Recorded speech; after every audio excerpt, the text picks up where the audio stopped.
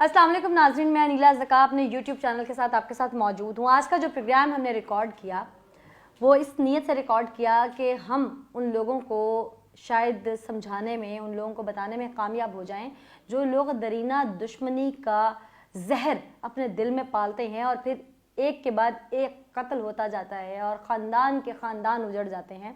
ऐसी कई मिसालें लाहौर के गिरदो नवाह में भी मौजूद हैं, जहाँ पे कई कई गाँव जो है वो नीस्त व नाबूद हो गए। वजह क्या थी कि दरीना दुश्मनी। और जब उस दुश्मनी के पीछे चल के जाया जाता है तो क्या वजह निकलती है? पानी का तनाज़ा, वहाँ से जो ज़मीनों में से खालियाँ गुजरती हैं उसका तनाज़ा, गोबर लगाने का तनाज़ा, किसी ट्यूबवेल का तनाज़ा, या मेरी ज़मीनों में तुम्हारा बंदा दाखिल क्यों हुआ, ये तनाज़ा। ये छोटे छोटे तनाज़ात जो हैं ये इस कदर बड़े नासूर बन जाते हैं कि फिर ये दुश्मनियाँ थमने में नहीं आती। और यहाँ तक कि पुलिस की फोर्सेस जाती हैं, वैन्स भर भर के जाती हैं जिस वक्त इन इलाकों में फायरिंग स्टार्ट होती है और ऐसे लगता है जैसे शायद बॉर्डर है और दो दुश्मन मुल्क आपस में लड़ पड़े हैं। यकीन माने कि ऐसा असलहा ये लोग फिर ख़रीद के रखते हैं कि फ़लाँ ने हमारा बंदा अगर छोटे वेपन से मारा है तो हमने वहाँ पर मशीन गन से फायर करना है, हमने ये करना है, हमने वो करना है। इस तरह की कई मिसालें हमने अखबारात में देखी, सुनी। और ख़ासकर जब पहाड़ी इलाके की तरफ हम बढ़ते हैं तो ये जो पुरानी दुश्मनी है, दरीना दुश्मनी है, इसके वाक़यात वहाँ पर बहुत ज़्यादा देखने में नज़र आते हैं। जनूबी पंजाब में भी इसके वाक़यात बहुत ज़्यादा हैं इन एरियाज़ में। इसलिए मैं कह रही हूँ क्योंकि यहाँ पर ज़रई ज़मीन बहुत ज़्यादा है। जहाँ पर ज़रई ज़मीन का तनाज़ा होगा वहाँ पर इस तरह के वाक़यात बहुत ज़्यादा होंगे। पहाड़ों की तरफ अगर रुख करें तो पहाड़ से पहाड़ की दुश्मनी कि मेरा पहाड़ ये है, तुम्हारा पहाड़ ये है, जंगल इस पर इतना उगा है, ये मेरा है, ये तुम्हारा है, यहाँ से ज़मीन निकलेगी, यहाँ से रास्ता निकलेगा, यहाँ से पानी निकलेगा। ये वो दुश्मनियाँ पालते हैं, उन नेमतों पे दुश्मनियाँ पालते हैं जो अल्लाह ताला ने हमें खुद दी हैं। ज़मीन उस रब की दी हुई है। ये जंगल बयाबां, ये ज़रात, ये ज़रई जनाज़, यहाँ तक कि हमारे रिज़्क़ के दाने दाने पर नाम लिख दिया गया है कि किस शख्स ने अपनी मौत के दिन तक कितना खाना है। तो न जाने फिर हम दरीना दुश्मनी क्यों पालते हैं। आज का जो प्रोग्राम मैंने किया, ये दुश्मनी 16 साल से चलती आ रही है। तनाज़ा क्या है? सवात का इलाका है मेंगोरा, वहाँ के ये लोग हैं और इनका पहाड़ से पहाड़ का तनाज़ा है कि तुम्हारे पहाड़ पे जंगल है, मेरे पहाड़ से ये रास्ता निकलता है, तुम रास्ता दो। और इस बात पर इनका तनाज़ा जो है वो इतना बढ़ जाता है कि चांद रात को इस जिस वक्त मुलज़िम है, जिसका मैं अपने प्रोग्राम में शॉर्ट भी आपको सुनवाऊंगी, इतना बढ़ जाता है कि वो दूसरी पार्टी इनके घर के 7 अफराद कत्ल कर देती है, 7 मर्द मार देती है सिर्फ राहदारी के तनाज़े के ऊपर। फिर ये तनाज़ा शिद्दत अख्तियार करता है, मामला कोर्ट कचहरी तक पहुंचता है। अदम सबूतों की बुनियाद पर जब एविडेंस अदालत में नहीं पेश किए जाते या पीछे से कानूनी कार्रवाई पूरे तरीके से, मैं कानूनी कार्रवाई को नहीं कहूँगी, लेकिन एविडेंस बाज़ौक़ात ऐसे होते हैं कि मिस हो जाते हैं, गवाह चुप जाते हैं, कोई गवाही देने नहीं आता, बहुत सारे कानूनी पेचीदगियाँ होती हैं। ऐसे में वो मुल्ज़िमान छूट जाते हैं तो इस शख्स के दिल में बदले की आग, इंतकाम की आग भड़कती रहती है और ये इस इंतकाम को दीन के लबादे में लपेटता है। खुदा न खास्ता हमारे दीन में एक मुसलमान पर इंटरनेशनल अगर हम लेवल पे देखें तो मुसलमान पर एक ठप्पा लगा दिया जाता है कि शिद्दत पसंद है। ऐसा नहीं है।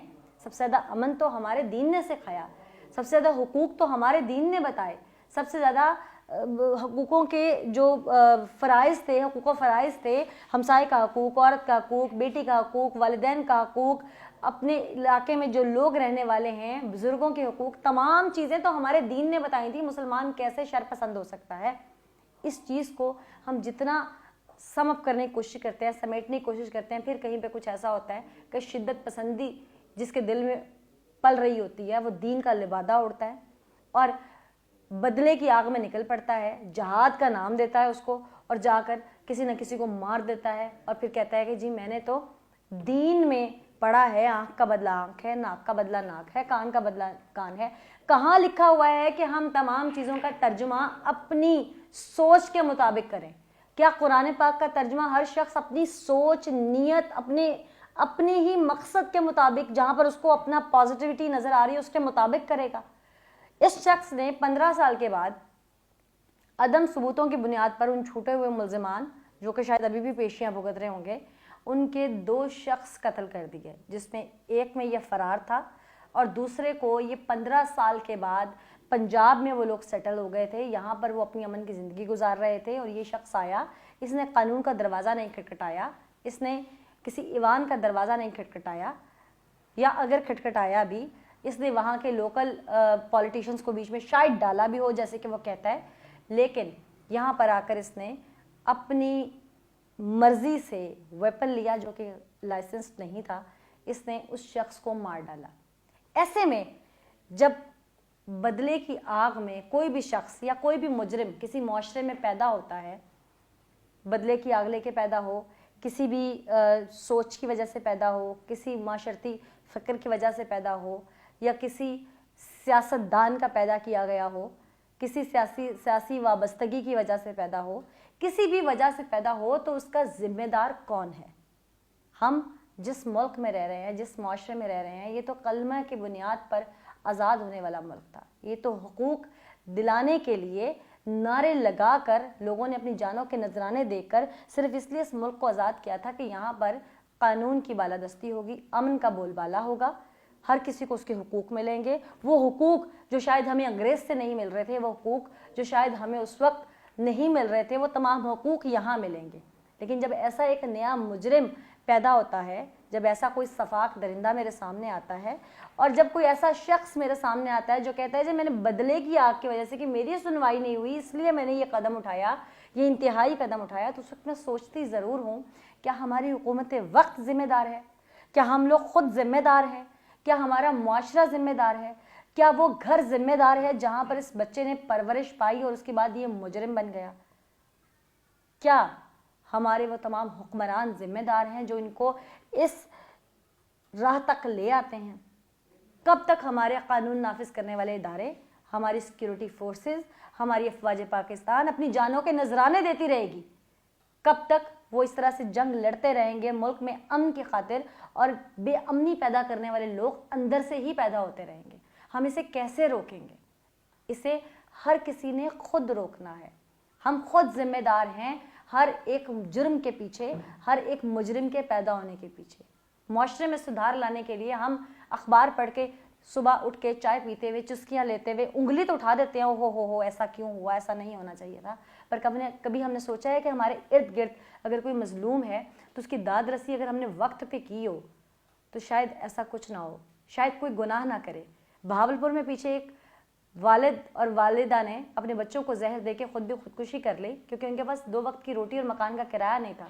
کیا وہ محلے والے ذمہ دار نہیں ہیں جن کی وجہ سے وہ اس گناہ کبیرہ تک پہنچے؟ خودکشی حرام ہے۔ آج یہ شخص بدلے کی آگ میں ہے تو کیا وہ تمام آئی وٹنس، وہ گواہان گنہگار نہیں ہیں جو گواہی سے بھاگے ہوں گے، جس نے اس کو انصاف کے دائرے تک نہیں پہنچنے دیا ہوگا؟ کیا وہ حکمران یا وہ اس وقت با اختیار لوگ جن کے اختیار میں تھا اس کو انصاف دلوانا، وہ ذمہ دار نہیں ہے ایک نیا مجرم پیدا کرنے کے؟ اس وقت شاید میں اور آپ، شاید میں کافی سال پرانی بات ہے، میں آج اپنی پوری کوشش کرتی ہوں، لیکن اس وقت کے جو ہمارے صحافتی شعبے سے وابستہ لوگ ہیں اس علاقے کے، اگر وہ اس کی آواز بن جاتے تو کیا اسے انصاف نہ ملتا؟ ہم سب ذمہ دار ہیں، ہر ایک جرم یا مجرم کو سامنے لانے کے پیچھے کوئی نہ کوئی ذمہ دار ضرور ہوتا ہے۔ خدا را ضرور سوچئے، کیونکہ معاشرے میں سدھار ہم سب مل کے پیدا کر سکتے ہیں، کوئی ایک پیدا نہیں کر سکتا۔